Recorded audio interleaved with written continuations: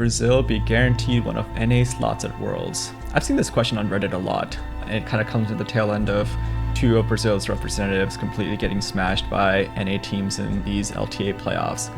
But I think the question is kind of wrong, because it's assuming that Worlds is only about who the best competition is. If that were the case, then Worlds will just be a bunch of Chinese and Korean teams. I think the thing that people are missing is that Worlds is not only about competition, but also about connection. Let me explain. When a team qualifies for Worlds, that team then gets to go to play-ins or groups or however far they go. There's millions of eyeballs on you, even at the play-in and group level. This access to Worlds viewership allows you to grow more fans, you can spell this to sponsors, and you just get a lot of business value in terms of what opportunity you have access to when you kind of get to that stage. Because there's a lot of value in being able to go there, orgs in those regions can then justify putting in a lot more money and resources and investment into building competitive teams.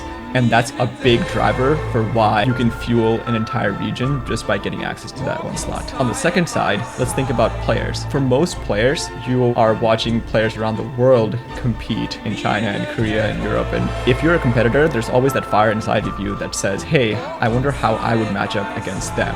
And so if you now, through your own regional competition, have the ability to take that win, go abroad and play against the best people in the world, that's kind of like the drive that most competitors have. Now, when you go there, even if you don't perform as well, you will kind of get to see what a higher level of competition is. So when you come back to your own region, you always get to push the limits of how you're training and how you're performing. That's not only capped by, what does it take to win my region, but how do I prepare myself for what's coming next? And that sort of mentality and approach levels up each region by itself. This is what I mean when I say that connection matters, because both the business and orgs and the players benefit a lot from being able to attend Worlds, and that's why these Worlds spots should exist. So it begs the question,